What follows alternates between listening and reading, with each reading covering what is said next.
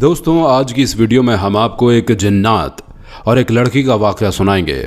आपसे गुजारिश है कि इस वीडियो को लाइक ज़रूर करें और हमारे चैनल को सब्सक्राइब कर लें। तो चलिए शुरू करते हैं वीडियो।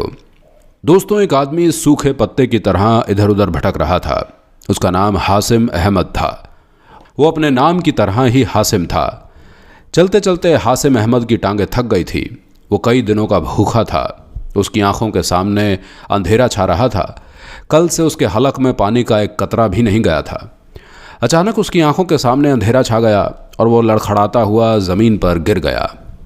ज़मीन पर गिरते हुए उसे हैरत हुई, क्योंकि कमीने आदमी को गिरने के लिए बहुत जगह मिलती है, मगर हासिम और ईमानदार आदमी को गिरने के लिए भी पाक और साफ जगह चाहिए होती है। वो जहाँ गिरा था वो एक दरवाज़ा था। हासिम अहमद दरवाज़ा पकड़कर खड़ा हो गया। उसने सिर ऊपर उठाकर दरवाजे की तरफ देखा तो वो एक मस्जिद का दरवाज़ा था, मगर उस दरवाजे पर बड़ा सा ताला लगा हुआ था। हासिम अहमद की हालत बहुत बुरी थी। भूख की वजह से बुरा हाल था। ऐसे वक्त में आदमी सिर्फ और सिर्फ रोटी का सोचता है, मगर वो सच्चा और हासिम आदमी था, पक्का मुसलमान था।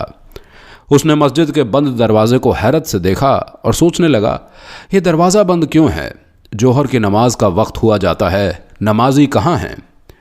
इतने में किसी ने हासिम अहमद के कंधे पर हाथ रखा और पूछा, कौन हो भाई? तो हासिम अहमद ने जवाब दिया, मैं तो अल्लाह का एक अजीज़ बंदा हूँ। उस आदमी ने कहा, हुलिये से तो मौलवी मालूम पढ़ते हो? हासिम अहमद ने जवाब दिया, नमाज पढ़ाना तो एक सआदत की बात है। उसने पूछा, क्या नाम है तुम्हारा? तो हासिम बोला, मेरा नाम हासिम अहमद है। तो उस आदमी ने कहा, मेरा नाम खुदा बख्श है। मस्जिद के साथ वाले मकान में रहता हूँ और इस गांव की पंचायत का सरपंच भी हूँ। तो हासिम ने पूछा, भाई खुदा बख्श, यार मस्जिद क्यों बंद है? यहाँ नमाज क्यों नहीं हो रही? जोहर का वक्त हुआ जा रहा है। उसने कहा, क्या पूछते हो मौलवी साहब, एक हफ्ते से मस्जिद बंद है। यहाँ जो मौलवी पहले नमाज पढ़ाता था उसे उसकी एक हरकत की वजह से निकाल दिया। उस आदमी ने कहा, क्या आप हमारी मस्जिद में नमाज पढ़ा दिया करेंगे? तो हासिम अहमद बोला, हाँ हाँ ज़रूर, क्यों नहीं। आप मुझे बस एक गिलास पानी पिला दीजिए, जोहर का वक्त हुआ जाता है, मैं अजान देकर नमाज का ऐलान कर दूँ।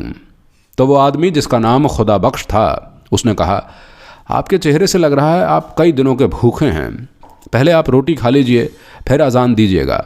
हासिम अहमद बोला, नमाज पढ़ने पढ़ाने के लिए रोटी की नहीं, ईमान की ज़रूरत होती है। मैं नमाज पढ़ने के बाद ही रोटी खाऊंगा। खुदा बख्श ने अपनी जेब से चाबी निकाली और मस्जिद का दरवाज़ा खोल दिया। दरवाज़ा खोलते ही हासिम अहमद मस्जिद में दाखिल हो गया। इतनी देर में खुदा बख्श एक गिलास में ठंडा पानी लेकर आया। हासिम अहमद ने फ़र्श पर बैठकर पानी पिया। इसके बाद वज़ू किया और अजान की आवाज़ जैसे ही गांव में गूंजी तो गांव के कई मर्द नमाज पढ़ने मस्जिद की जानिब चल दिए। हासिम अहमद की आवाज़ में एक सोज था। उसकी अजान गांव के हर एक शख्स के दिल में उतरती जा रही थी। अजान पूरी होने तक कई नमाजी मस्जिद के सहन में जमा हो चुके थे। सब लोगों ने नए मौलवी की आमद पर खुशी का इजहार किया। गांव के लोगों ने ये बात ख़ास तौर पर महसूस की कि यह नया मौलवी जवान है मगर बहुत कमज़ोर है। जवान होने के बावजूद नए मौलवी की आंखों में शर्म है। नमाज पढ़ने के बाद खुदा बख्श अपने घर से खाना लेकर आया। हासिम अहमद के सामने रखा। हासिम अहमद ने सबसे खाना खाने के लिए पूछा, लेकिन सब ने कहा कि हम घर से खाना खा कर आए हैं। ये सुनकर हासिम अहमद ने बिस्मिल्लाह पढ़कर खाना शुरू कर दिया। कई दिन के बाद उसे खाना मिला था, लिहाजा हर निवाला उसके हलक में फंस रहा था। खुदा बख्श बोला, मौलवी साहब, मस्जिद के साथ एक कमरा बना हुआ है, आप वहाँ रह सकते हैं। तो हासिम अहमद बोला, मैं मस्जिद में नमाज पढ़ाने के अलावा बच्चों को कुरान भी पढ़ाऊँगा और उनको दुनियावी तालीम भी दूँगा। खुदा बख्श ने जवाब दिया, माशा अल्लाह, अल्लाह आपको जज़ा दे। खुदा बख्श के जाने के बाद हासिम अहमद कमरे में गया और जैसे ही खिड़की खोली तो फ़ौरन उसे बंद कर दिया, क्योंकि खिड़की से खुदा बख्श के घर का सहन साफ नज़र आ रहा था और वहाँ एक जवान लड़की सहन में झाड़ू दे रही थी। जैसे ही हासिम अहमद ने खिड़की खोली तो उसकी नज़रें भी उस लड़की से टकरा गईं। लिहाजा घबराकर हासिम अहमद ने खिड़की बंद कर दी। खिड़की बंद करते बिस्तर पर आकर बैठ गया। नींद से उसकी आंखें बंद हो रही थी। जैसे ही उसने आंखें बंद की तो वह अचानक से उठ गया, क्योंकि उसकी आंखों के सामने वही लड़की आ गई। तौबा तौबा, हासिम अहमद ने अपने गाल पीट लिए। कुछ महीनों में ही हासिम अहमद की सारे गांव में इज्जत होने लग गई। कुछ महीनों में ही हासिम अहमद की सारे गांव में इज्जत होने लगी। लोग कहते कि मौलवी तो जवान है मगर नीयत का खोटा नहीं है, पराई बहू बेटियों को ज़रा आंख उठाकर नहीं देखता। पहले दिन के बाद हासिम अहमद ने अपने कमरे की खिड़की दोबारा नहीं खोली। वो सारी सारी रात गर्मी में गुजार देता मगर खिड़की न खोलता। हर नमाज के बाद हासिम अहमद अल्लाह से गिड़गिड़ा कर दुआ मांगता कि अल्लाह, मेरी नीयत में कोई खोट नहीं है, मैंने ज़िंदगी की तमाम आशाइशें तेरी खुशनुदी के लिए तर्क कर दी हैं, मगर ये मुँह ज़ोर जवानी पीछा नहीं छोड़ती। नफ्स मुझे बार बार बहकाता है। जब तक मैं किसी शरीफ ज़ादी से निकाह न कर लूँ तो मेरी हिफाजत फरमा, मुझे हर किस्म के गुनाह से बचा। रोते रोते हासिम अहमद की दाढ़ी आंसुओं से तर हो जाती। एक दिन असर की नमाज के बाद खुदा बख्श घबराया हुआ मस्जिद में आया। हासिम अहमद मस्जिद में बैठा कुरान पाक की तिलावत कर रहा था। वो कहने लगा, बेटा ज़रा मेरे बेटे हाशू को आकर देख लो, वो अजीब अजीब हरकतें करने लगा है। कभी वो अपना सर दीवारों से टकराने लगता है, उसके मुंह से अजीब व गरीब आवाज़ें निकलती हैं। जल्दी चलो बेटा, मेरे बेटे को देख लो, उसकी माँ बहुत परेशान है। हासिम अहमद खुदा बख्श के साथ उसके घर की तरफ चल पड़ा। जब वो कमरे में हासिल हुआ तो उसने देखा कि एक 14-15 साल का लड़का चारपाई पर लेटा है। उस लड़के के हाथ पैर चारपाई के साथ बंधे हुए हैं। उसके सिरहाने उसकी माँ बैठी हुई है और पायंती में वही लड़की खड़ी है जिसे हासिम ने पहले दिन खिड़की से देखा था। हासिम की नज़र जैसे ही लड़की पर पड़ी तो उसने फ़ौरन आंखें नीचे कर ली और दिल ही दिल में अस्तग़फ़ार पढ़ने लगा और कहा, मुझे एक साफ़ गिलास में पानी ला कर दें। हासिम अहमद को पानी का गिलास दे दिया गया। अब आप लोग दीवार के साथ खड़े हो जाएं और कोई मेरे काम में दखल नहीं देगा। इसके बाद हासिम अहमद ने हाशू के हाथ पांव खोल दिए और फिर कुरानी आयत की तिलावत शुरू कर दी।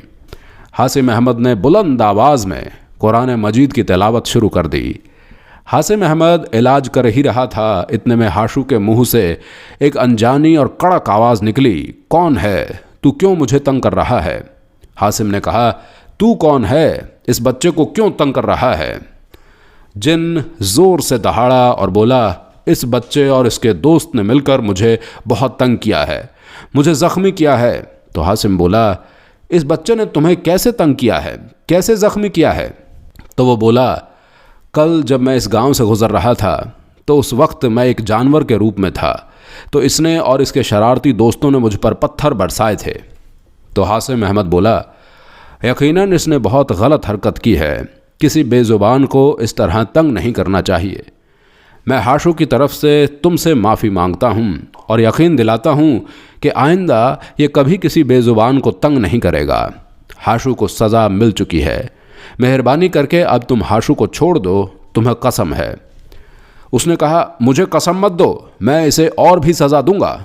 हासिम अहमद बुलंद आवाज़ के साथ कुरान की तिलावत करने लगा और बचा हुआ पानी उसके ऊपर डाला तो हाशू के मुंह से एक ज़ोरदार चीख निकली और वो तड़पने लगा और कहने लगा, हाय हाय जालिम, मुझे मार डाला, जला डाला, अच्छा नहीं किया तूने मौलवी। अभी तो मैं जा रहा हूँ मगर मैं फिर वापस आऊँगा, ज़रूर आऊँगा। इसके बाद हाशिम हाशू की तरफ बढ़ा और कहा, कैसे हो तुम? तो उसने कहा, मैं ठीक हूँ। मौलवी बेटा तुम्हारा बहुत बड़ा एहसान, मौलवी बेटा तुम्हारा बहुत बड़ा एहसान है हम पर।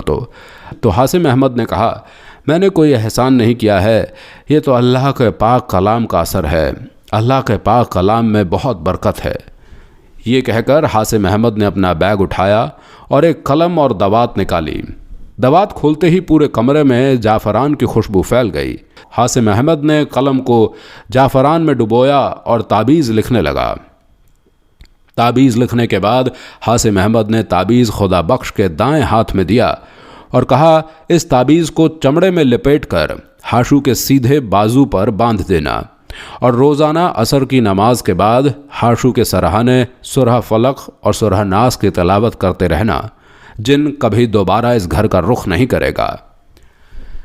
इस वाक़े के तीसरे दिन असर की नमाज के बाद हासिम मस्जिद में बैठा हुआ था तो हाशू भागता हुआ आया और सलाम करके कहने लगा कि आपको मेरे अब्बा ने बुलाया है।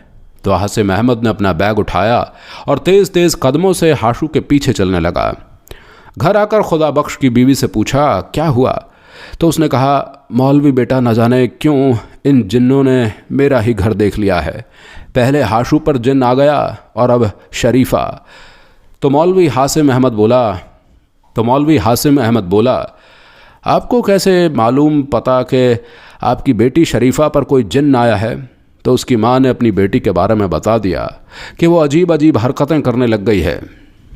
इसके बाद हासिम सबके साथ उस लड़की के कमरे में गया और वज़ाइफ करने लगा। इलाज के बाद हासिम अहमद ने अपना बैग खोलकर कलम और दवात निकाली और ताबीज़ लिखने के बाद ताबीज़ खुदा बख्श को दिया और कहा ये ताबीज़ चमड़े में सीकर शरीफा के सीधे बाजू पर बांध देना। ये कहते हुए हासिम अहमद ने अपना बैग उठाया और घर से सलाम करता हुआ बाहर आ गया। अगले दिन हासिम अहमद मस्जिद में बैठा था कि हाशू उसे दोबारा बुलाने आ गया। उसकी बहन की तबीयत फिर से ख़राब हो गई थी। हासिम अहमद दोबारा घर में गया तो घर जाते ही उसने कुछ नए लोगों को देखा। वहाँ एक बड़ी उम्र की औरत चारपाई पर बैठी थी, जबकि चारपाई के सिरहाने एक लड़का खड़ा था। लड़के का कद तकरीबन 5 फुट था। शरीफा की माँ ने कहा आओ आओ मौलवी बेटा, घबराओ नहीं, असल में ये शरीफा की सास है और ये इसका मंगेतर है। हासिम अहमद ने कहा अल्लाह ताला के पाक कलाम की बरकत से वो जिन जादी यकीनन शरीफा का पीछा छोड़ देगी। कल मैंने जो ताबीज़ दिया था वो शरीफा के बाजू पर बांधा था कि नहीं। तो उसकी माँ ने कहा मौलवी बेटा, मैंने रात को ही उसके दाएं बाजू पर ताबीज़ बांधा था, मगर सुबह देखा तो वो ताबीज़ उसके बाजू पर नहीं था। शरीफा से पूछा तो उसे भी नहीं मालूम है कि रात के वक्त का ताबीज़ कहाँ गया। इसके बाद हासिम सब के साथ कमरे में चला गया और इलाज शुरू कर दिया और कुरान पाक की तिलावत का वजीफ़ा पढ़ता रहा और उससे कहने लगा तू जिन ज़ादी है, औरत है, इसलिए मैं शराफत से कह रहा हूँ इसे छोड़ दे, इसकी शादी होने वाली है, अगर तूने इसे ना छोड़ा। तो ये सुनकर वो बोली शादी और इसकी? जो शख्स इस लड़की से शादी करेगा वो शादी की पहली रात ही दर्दनाक मौत से मर जाएगा। ये मेरा वादा है और पत्थर पर लकीर है। दोस्तों, हम आपको बता दें कि यहाँ पर ये लड़की खुद ड्रामा कर रही थी। आप वीडियो देखते रहें, आपको पता चल जाएगा। इसकी बातें सुनकर उसकी होने वाली सास और मंगेतर का रंग सफ़ेद पड़ गया। इतने में शरीफा अचानक अपनी जगह से चलती हुई दीवार की जानिब बढ़ी और डंडा लेकर अपने होने वाले शौहर और उसकी माँ को मारने लगी और कहने लगी तू मुझसे शादी करेगा। इतने में शरीफा के माँ बाप उसके हाथ से डंडा छीनकर उसको काबू में करने लगे और उसको कमरे में बंद कर दिया। इसके बाद शरीफा की होने वाली सास कहने लगी माफ़ करना भाई, मैं आज मंगनी तोड़ती हूँ, मुझे नहीं करवानी अपने बेटे की शादी तुम्हारी बेटी से। ये कहकर वो दोनों माँ बेटा घर से चले गए। शरीफा के माँ बाप परेशान हो गए। हासिम अहमद ने थोड़ी देर इंतज़ार किया, फिर अपना बैग संभाल कर सलाम करता हुआ घर से बाहर निकल गया। हासिम अहमद रात भर परेशान रहा। उसकी समझ में नहीं आ रहा था कि ये जिनज़ादी कितनी ताकतवर है जो उसके इतने वज़ाइफ के बाद भी शरीफा पर कब्ज़ा जमाए बैठी है। हासिम अहमद के जलाली वजीफ़े का भी उस जिनज़ादी पर कोई असर नहीं हुआ था। दोस्तों, यहाँ पर हम आपको बता दें कि शरीफा पर किसी जिनज़ादी का कोई असर नहीं था, वो तो बस ड्रामा कर रही थी। अगली सुबह वो बच्चों को कुरान मजीद पढ़ा रहे थे कि अचानक हाशू भागता हुआ आया और कहा मौलवी साहब जल्दी चलो, उसकी बहन की तबीयत फिर से ख़राब हो गई थी। हासिम अहमद घर गया तो शरीफा की माँ ने कहा मौलवी बेटा, मेरी बेटी कब ठीक होगी, ये जिनज़ादी कब पीछा छोड़ेगी। हासिम अहमद ने कहा आप फिक्र न करें, ये जिनज़ादी भी जल्द ही शरीफा का पीछा छोड़ देगी। अल्लाह तेरी ज़ुबान मुबारक करें, मेरी बेटी तो पूरे गांव में बदनाम हो गई है, ऊपर से इसकी फूफी ने भी रिश्ता तोड़ दिया है। अब तू बता कौन करेगा मेरी बेटी से शादी। तो हासिम अहमद बोला अम्मा आप फिक्र न करें, अल्लाह बेहतर करेगा। ये रिश्ता ख़त्म हो गया तो अल्लाह इससे बेहतर रिश्ता भेजेगा। अम्मा आप जाकर शरीफा के कमरे का दरवाज़ा खोलें, आज मैं ऐसा जलाली वजीफ़ा करूँगा कि वो जिनज़ादी चीखती हुई भाग जाएगी। मेरे साथ कमरे में कोई और नहीं होगा। शायद हासिम अहमद को उस पर शक हो गया था। अब क्योंकि हासिम अहमद भी बड़ा नेक इंसान था और वो लड़की की भी हालत दिन ब दिन ख़राब होती जा रही थी, इसलिए हासिम अहमद आहिस्ता से चलता हुआ शरीफा के चारपाई के पास आया। शरीफा चारपाई पर बैठी हिल हिल कर हक अल्लाह का विर्द कर रही थी। हासिम अहमद चारपाई के पास पहुंचकर रुक गया। थोड़ी देर तक शरीफा को देखता रहा और फिर आहिस्ता आवाज़ में बोला, शरीफा, ये नाटक अब तुम बंद कर दो, तुम्हारे ऊपर कोई जिन्नज़ादी नहीं है। हासिम अहमद की ये बात सुनकर शरीफा खामोश हो गई। उसने अपना सिर ऊपर किया और हासिम अहमद को घूरने लगी। तो तुम्हें पता चल गया कि मैं ड्रामा कर रही हूँ? हाँ, मुझे पता चल गया है। और तूने अपनी आंखें कैसे लाल की हैं? तो शरीफा ने कहा, मैंने ग्लिसरीन डालकर अपनी आंखें लाल की हैं। हासिम अहमद ने कहा, तेरे इस नाटक की वजह से तेरे माँ बाप कितने परेशान हैं।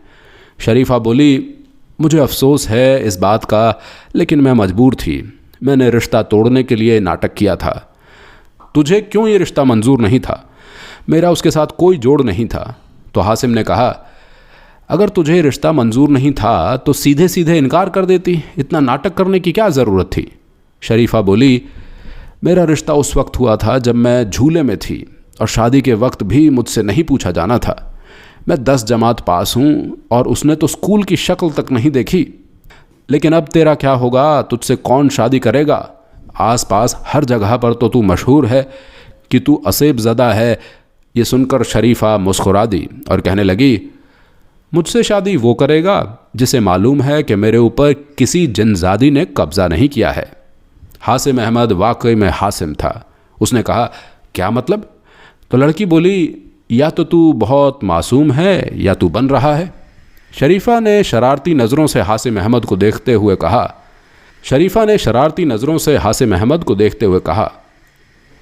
क्या मतलब हासिम अहमद? सब कुछ समझते हुए भी अनजान बन रहा था।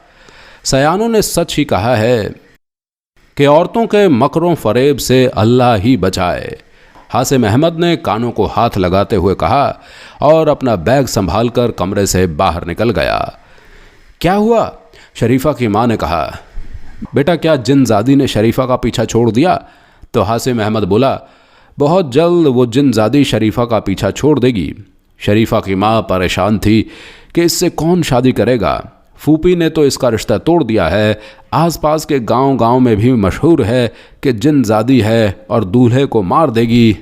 इतने में शरीफा की माँ बोली, बेटा, तुझे तो सब कुछ मालूम है ना, तू मौलवी भी है, तू भी इन चीज़ों से नहीं डरता। क्या तू करेगा मेरी बेटी से शादी? वैसे भी तू शादीशुदा नहीं है। ये सुनकर हासिम अहमद ने कहा, मैं आपकी बिरादरी का नहीं हूँ, कहीं आपकी बिरादरी के लोग बुरा ना मान ले। माँ ने कहा, इस मुश्किल वक्त में मेरी बिरादरी कौन सा मेरे काम आई है जो मैं बिरादरी का बुरा मानने का सोचूं? और फिर तू मुसलमान बंदा है, इस नाते तू मेरी बिरादरी का है। तो हासिम अहमद ने कहा, पल्ले गांव में मेरी खाला रहती हैं, मैं सवेरे जाकर उसे ले आऊँगा, आप उनसे मेरी शादी की बात कर लेना। हासिम अहमद ने अपनी रजामंदी जाहिर करते हुए जवाब दिया था। प्यारे दोस्तों, आपको वीडियो कैसी लगी हमें कमेंट बॉक्स में ज़रूर बताएं। अगर आपको वीडियो पसंद आई हो तो इसको अपने दोस्तों के साथ शेयर ज़रूर करें। मिलते हैं एक और नई वीडियो में।